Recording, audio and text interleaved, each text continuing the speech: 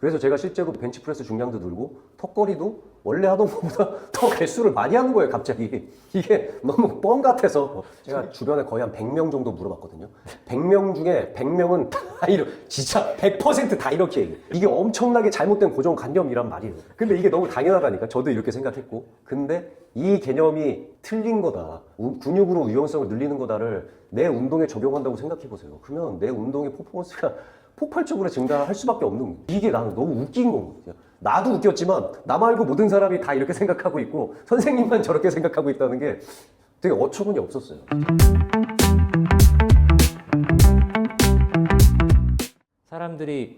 일반 사람들이 유연성에 관해서 어떻게 생각하고 있는지 도저히 이해가 안 가는 부분이 몇 가지 있는데 아, 도저히 이해가 안 가요. 도저히 이해가 안 가는 부분이 있는데 올 때마다 왜 저런 근데 그 부분에 대해서 그 몇 가지 질문을 좀 드려보도록 하겠습니다. 예, 물어보세요. 근육이 많아지면 유연성은 감소한다. 이 부분에 대해서 어떻게 생각하는지 좀 알고 싶습니다. 아, 이거 개몽되기 전에 저인 거죠. 예. 근육이 많아지면 유연성은 당연히 감소하죠. 왜요? 제가 근육 운동을 많이 하잖아요. 제가 턱걸이를 거의 지금 20개 정도 할 수 있단 말이에요. 근데 어깨가 잘 안 돌아간단 말이에요. 옛날에 턱걸이 10개 할 때보다 턱걸이 20개 할 때 어깨가 더 안 돌아가고 흉추가 더 뻣뻣해지고 물론 이게 나이를 먹어서 뭐 그런 게 있을 수도 있지만 제 체감상 아마 많은 남자분들이 다 내가 운동을 해서 근육이 더 꽉 찰수록 더 뻑뻑해지고 더 안 늘어나고 그러거든요. 그러면 반대로 궁금한 게 유연해지려면 근육이 없어져야 됩니까? 그것까지는 아니지만 아무래도 있으면 좀 방해가 되지 않을까요? 그러니까 하나 결정한다고 하면 없어야 되네. 근육이 없어야 되네. 그죠. 왜냐면 이게 그렇잖아요. 덩어리가 크면 이게 빽빽하잖아요. 그러니까 더 잘 안 늘어날 거예요. 뭐가 좀 없어야지 잘 그쵸. 늘어나지 않을까? 그러면 내가 만약에 이거를 가동 범위를 만드는 사람이 있다 그러면 그 사람은 근육이 없는 사람이겠네요. 그러지 않나요? 보통 이렇게 요가하는 사람들 다 이렇게 달심처럼 약간 그런 몸이잖아요. 그 부분이 이해가 안 가요. 요즘 이제 보면 그 애슬릿 체형의 운동 선수들이라고 해서 그 바디빌더 유형의 체형이나 뭐 여러 가지 종류의 있는데 운동 체형들이 있는데 그 운동 선수형 운동 체형이라는 게 있는데 유연하면서도 근육의 양이 많으신 분들이 인스타나 매체에 많이 등장하고 있어요. 그런 사람들은 어떤 열심히 스트레칭을 했겠죠. 그것도 질문으로 준비했는데요. 그런 사람들은 운동을 열심히 하고 스트레칭도 열심히 하고 또 약간 타고난 것도 있겠죠. 어렸을 때 다리 찢으면 잘 찢어지잖아요. 그런 사람들도 있겠죠. 근데 이게 약간 계몽되기 전에는 탐구심과 호기심이 동시에 있었는데요. 지금은 약간 떼쟁이가 되고 금쪽이가 되고 그러면 안 되고 처음에 저를 만나셨을 때는 아니 탐구심과 호기심이 있었는데 지금은 그거는 개몽되기 전에 저이고 지금 제가 하는 거는 이거 지금 시청자분들 다 공감하실걸요? 다 저랑 거의 대부분 비슷하게 생각하실걸요? 일반인들이 이게 제가 이렇게 해야지 사람들이 우리가 예상치 못한 댓글을 안 달 거예요. 그래서 소주제로 나와 있는 질문 몇 가지가 있습니다. 근육이 많아지면 유연성은 감소한다의 첫 번째, 스트레칭을 하면 진짜 유연해질 수 있다고 생각하시는 겁니까? 유연해지는 데 있어서 스트레칭 말고 무슨 방법이 있나요? 근데 제가 말하는 스트레칭이랑 그 스트레칭의 종류를 조금 구분해서 얘기해 보겠습니다. 그러니까 좀 아침에 일어나거나 그 몸이 뻣뻣해진 몸을 풀어내기 위해서 기지개를 펴거나 동적 스트레칭을 하거나 액티브 스트레칭을 하는 저강도의 움직임 스트레칭 말고 그러니까 유연성을 만들기 위하고 가동 범위를 넓히기 위한 극단적인 가동 범위의 과신전 스트레칭을 스트레칭으로 제가 적어볼게요. 네, 그걸 해야죠. 왜냐면 제가 제가 만약에 이걸 많이 내려가고 싶어요. 네. 그러면 이걸 계속 내리는 걸 계속 해야 되겠죠. 이걸 계속 해야지 이 유연성이 늘어나지 않겠어요? 근데 이게 진짜 엄청 많이 내려가네. 근데 그러니까 이거 왜 이렇게 많이 내려가지? 미쳤네. 왜 이렇게 많이 들어가지? 이거 왜 이렇게 많이 내려가지? 이게 개몽된 지우는 이 정도 내려가는데 개몽되기 전에는 이 정도밖에 안 내려갔어. 와. 근데 아무튼 지금은 개몽되기 전이니까 이거 말고 방법이 있나요? 그러니까 이제 이런 거죠. 점프를 잘하고 싶으면 하루에 1000번씩 점프를 해야 되는 건 아니잖아요. 높이 뛰고 싶으면 높이 뛰기 필요한 몸을 먼저 만들어야지 높이 뛸 수 있다고 저는 생각하는 거예요. 저 유연해지려고 한다고 그러면 유연해질 수 있는 몸을 먼저 만들어야 된다고 생각하는 겁니까? 그러니까 예를 들어서 내가 어깨 관절의 가동 범위를 넓게 가져가고 싶어. 그러면 어깨를 관절 사이에 있는 공간을 넓히려고 노력하는 게 아니라 넓은 어깨 관절을 가질 수 있는 몸을 만들어야 되는 거예요. 그러니까 그게 그 몸이 네. 개봉되기 전에 저는 네. 이걸 계속 더 확보해야지, 가동 범위를. 그쵸. 그래야지 그게 될 것 같다는 생각이 드는 거죠. 그쵸. 그러면 만약에 그런 식으로 접근하면 내 팔과 내 가슴, 내 어깨를 내 몸이 아닌 몸으로 본 거예요. 사람 몸은 숨을 쉬잖아요. 그리고 근육을 가지고 있고 건과 인대 같은 결합 조직을 가지고 있어요. 걔네들을 종합적으로 강화시켜야지 유연해질 수 있는 거지. 이거를 살아있는 내 몸을 무시하고 가동 범위 자체만 늘린다고 한다 그러면 이 부분은 만들 수 없습니다. 일단 만든다 하더라도 건강에 도움이 되지 않습니다. 라고 이제 저는 생각해서 질문이 이제 드렸었던 거예요. 극단적인 스트레칭, 유연해질 수 없다. 그러니까 어쨌든 그런 극단적인 스트레칭을 하면 유연해질 수 있다라고 저는 생각을 하는데 선생님은 그게 아니다. 어떻게 그런 생각을 할 수 있는가? 좋습니다. 그럼 다음 질문 한번 또 해보시죠. 근력을 강화하면 가동 범위가 점점 줄어든다. 근력을 강화하면, 그러니까 내가 근육 운동을 하면 점점 더 뻣뻣해진다는 얘기인 거죠. 뻣뻣해진다. 당연한 거 아닌가요? 당연하잖아요. 어? 내가 스쿼트를 열심히 해서 다리가 이만해졌어. 다리가 막 이렇게 두꺼워졌어. 근데 이게 지금 이게 이만큼 되겠냐고. 지금 이만큼 되는데 제가 만약에 스쿼트를 막 고중량 엄청 해가지고 이렇게 다리가 두꺼워지면 네. 얘네가 뻑뻑하잖아요. 네. 그럼 이게 덜 내려가겠지. 네. 그렇지 않나? 그러면 두 개를 합쳐볼게요. 스트레칭하고 근력 운동을 하면 유연하면서 강한 몸을 얻을 수 있다. 실제 이렇게 생각하시는 겁니까? 당연하지 않나요? 내가 스트레칭하고 근력 운동을 하면 스트레칭 했으니까 유연해지고. 유연하면서 근력 운동 했으니까 강한 몸을 얻을 수 있는 거 아니에요? 이것도 말이 안 된다고 생각하는 거예요. 이게 왜 말이 안 돼요? 일단 아, 재밌다 이거. 이거 말도 안 되는 거예요. 왜냐면 스트레칭하면 결합 조직이 찢어지기 때문에 가동 범위가 줄어듭니다. 근력 운동을 강화하면 내가 그 가동 범위를 근육이 만들기 때문에 가동 범위는 늘어납니다. 그렇기 때문에 스트레칭을 하지 않고 근력을 강화하면 유연하면서 강한 몸을 얻을 수 있습니다. 이게 제가 생각하는 거예요. 뭐라고요? 다시 한번. 3번 뭐라고? 스트레칭을 하면 결합 조직이 찢어져서 가동 범위가 줄어듭니다. 네.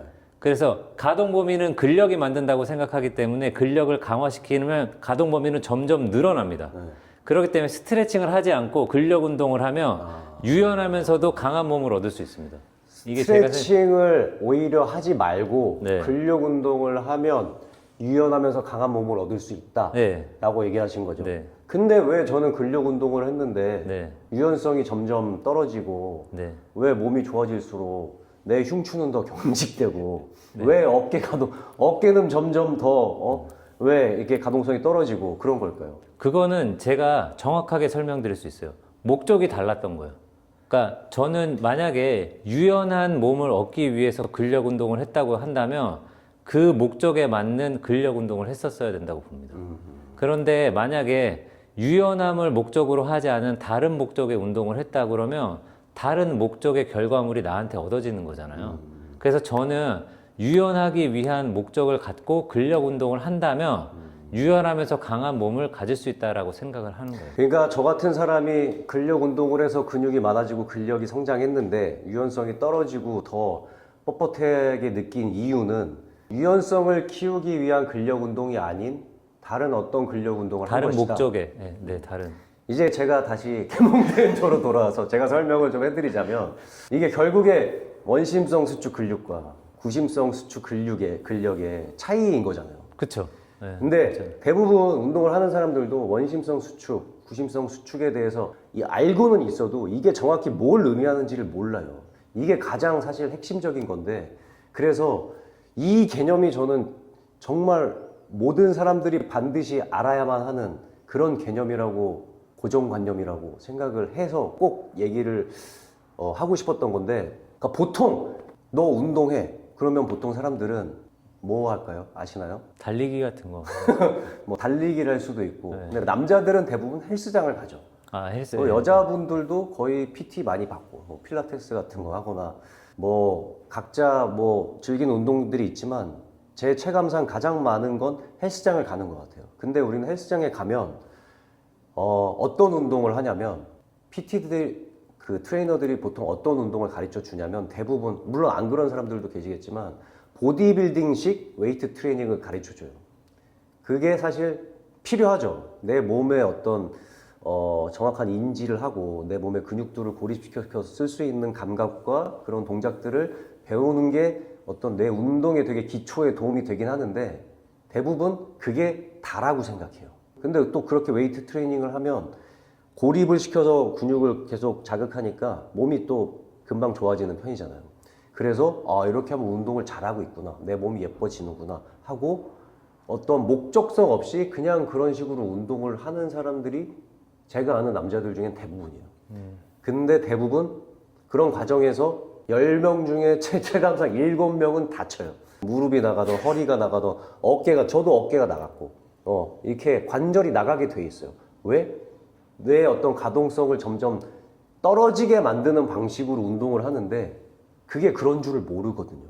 그러니까 선생님 얘기하신 것처럼 내 몸의 유연성을 늘려줄 수 있는 근력 운동을 함께 병행하든지 아니면 그런 방향으로 운동을 해야 되는데 애초에 그런 개념 자체가 없이 우리 머릿속에 들어있는 운동은 하나예요. 그냥 헬스장 가면 남들 다 아는 벤치프레스, 스쿼트, 데드리프트, 이두컬 이런 식의 운동이기 때문에 근데 그런 운동들이 왜 그걸 하는지에 대해서 생각을 별로 안 한다는 거죠. 그런 운동은 사실 보디빌더들이 가장 이상적이고 아름다운 몸을 만들기 위한 어떤 고립 운동으로 목적이 설계된 거잖아요. 그렇죠. 근데 저는 100은 아니지만 그 중에 한두 분들은 건강도 챙기고 몸도 얻으시는 분들이 있을 수 있을 거라고 생각을 합니다. 전부는 아니고. 그게 한두 명이면은 나머지 98명은 어떻게 하라는 얘기입니까? 그래서 저도 그 98명 중에 하나였고, 그러니까 운동을 하는데 점점 왜 내 몸은 굳어가지? 그게 사실 여기 온 가장 큰 이유였고, 거기서 개몽이 된 거고, 내 친구들을 봐도, 동생들을 봐도 다 그렇게 고생을 하고 있어. 자기 몸을 망치는 운동을 하는데 그게 건강하다고 착각을 하고 운동을 하고 있는 건 거예요. 열심히 운동을 해서 그래서 열심히 자기 몸을 망치고 있어. 근데 문제가 뭔지 아세요? 이게 갑자기 지금 내가 내 몸의 가동성을 떨어뜨리고 내 건과 인대를 상하는 운동을 한다고 지금 아픈 게 아닌 거고요. 저가 그랬던 것처럼 내가 3년 전에 PT를 받았는데 그게 갑자기 3년 후에 터진다니까? 그냥 대부분의 사람은 그게 왜 아픈지도 모르고 그냥 지나가요. 그냥 왜를 생각하지 않고 이거 어떻게 하지? 병원 가야 되나? 마사지 받아야 되나? 이렇게만 생각을 하니까. 근데 이제 그런 게 있어요. 저도 그 보디빌딩식 운동을 해도 호흡은 정상적으로 하면서 운동을 해야 되지 않습니까? 근데 그런 생각도 안 하고 그냥 운동을 바로 하는 건가요? 내가 운동을 할 때 호흡이 딸리잖아요. 그러면 저는 근육의 퍼포먼스가 줄어들기 때문에 호흡이 딸리면 운동을 잠시 멈추고 쉬어야 된다고 생각해요. 근데 사람들은 가쁜 숨을 몰아쉬면서 운동을 2번, 3번씩 더 간단 말이죠. 그러니까 저는 왜 그렇게 생각하는지가 일단 그것도 좀 이해가 안 되는 부분이에요. 왜냐하면 호흡이 떨어지면 내 근육에 있는 퍼포먼스가 떨어지기 때문에 쉬어야 됩니다, 그때는. 근데 왜 그거를 몰아붙이고. 그러니까 일단 기본적으로 호흡은 사람들한테 그냥 공기 같은 거예요. 왜냐면 공기가 없으면 죽는 거 알죠. 진공 상태가 되면 죽는 거 알고 소중한 거 알지만 되게 막연하단 말이에요. 공기가 진짜 내 삶에 어떤 영향을 미치는구나에 대해서는 별로 생각하지 않는다. 왜냐면 늘 만연하니까. 그런 것처럼 우리 호흡이 소중한 거 알죠. 중요한 거 알지만 그거에 대해서 구체적으로 생각해보고 사는 사람은 100명 중에 99명이 없어요. 한 1000명 중에 999명?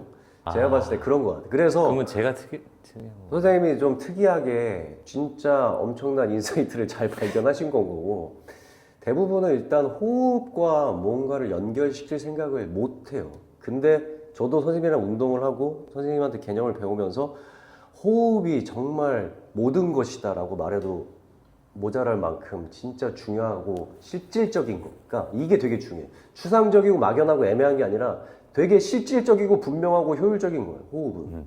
그래서 나중에 이 얘기 하려고 했는데 지금 해버릴게요. 이게 선생님 얘기하신 것처럼 호흡이 지치면 내 근육의 퍼포먼스가 떨어지잖아요.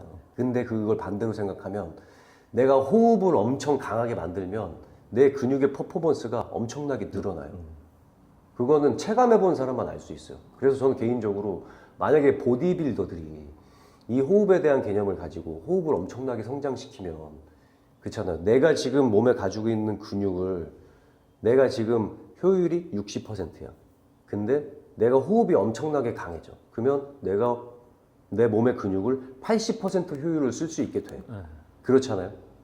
그래서 제가 실제로 벤치프레스 중량도 늘고 턱걸이도 원래 하던 것보다 더 개수를 많이 하는 거예요, 갑자기. 이게 너무 뻥 같아서 얘기하기가 좀 그런데 진짜 그렇다니까요. 그래서 만약에 보디빌더들이 혹은 다른 엘리트 선수들이 무슨 종목이든 간에 사실 이 프로의 세계는 되게 한 끗 차이에 승부가 갈려지는 거잖아요. 근데 내가 지금 내 몸의 근육을 이미 내가 할 수 있는 만큼 다 만들었을 거란 말이에요.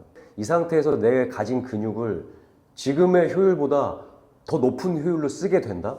그러면 내 퍼포먼스가 압도적으로 늘어날 수밖에 없는 건 거죠. 저도 지금 기대하고 있는 선수들이 몇 명 있습니다. 그래서 실제로 지금 이제 저희 영상들을 보면서 이제 프로 선수들이 몇 명 와서 트레이닝 같이 하고 계신데 기대하고 그분들의 어떤 퍼포먼스 성장을 기대하고 있는 중입니다. 앞으로 또 많이 와 보세요. 네, 와 보시면 이게 몸으로 해보면 압니다. 말로 설명하는 것보다 내가 해봐야지 알아. 다시 돌아와서 이 고정관념에 대해서 근육이 많아지면 진짜 유연성 감소합니까? 근육이 많아지면 약간 이제 OX가 공존하죠. 어떤 근육이냐.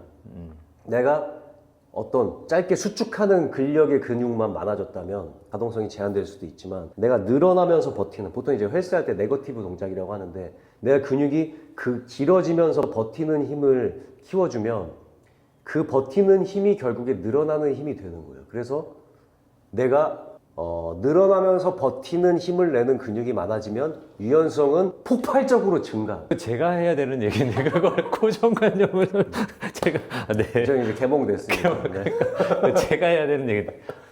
근데 진짜 이게 저 이제 마지막에 네. 사족일 수 있지만 제가 이거 선생님한테 이 개념을 배우고 너무 내가 어처구니가 없는 거예요. 왜 이렇게 간단한 건데 한 번도 이렇게 생각을 못 해봤지? 그러고 막 찾아봤어요. 그랬더니 이 개념이 없던 개념이 아니라 이미 물리치료사 선생님들이나 재활치료 하시는 분들은 이 개념을 가지고 설명을 많이 하셨더라고요. 근데 진짜 신기한 거는 왜 이걸 환자들한테만 생각을 적용을 하고 했는지, 왜 이걸 적극적으로 사용해서 내가 운동을 하는 사람들의 퍼포먼스를 늘리고 환자가 아닌 사람들의 몸을 더 건강하게 만드는 데 적용할 생각을 한 사람이 없었을까가 되게 신기하더라고요. 그래서 제가 주변에 거의 한 100명 정도 물어봤거든요. 100명 중에 100명은 다 진짜 100% 다 이렇게 얘기해요. 선수건 일반인이건 남자건 여자건 늙었건 다 상관없이 모두가 다 이렇게 얘기해.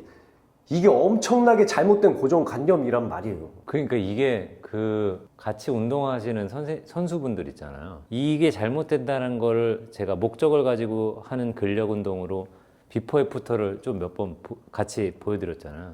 그러면 깜짝 놀라는 거예요. 뭐라고? 여기 근력을 만들어놓는데 발목 가동 범위가 더 늘어났다고?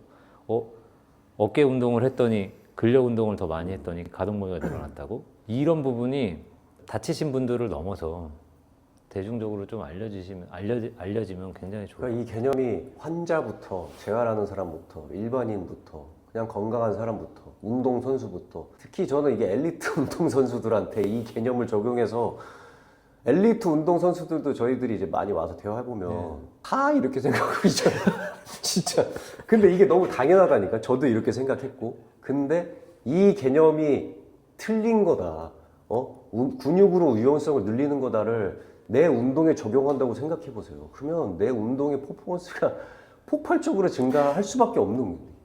이게 나는 너무 웃긴 거거든요.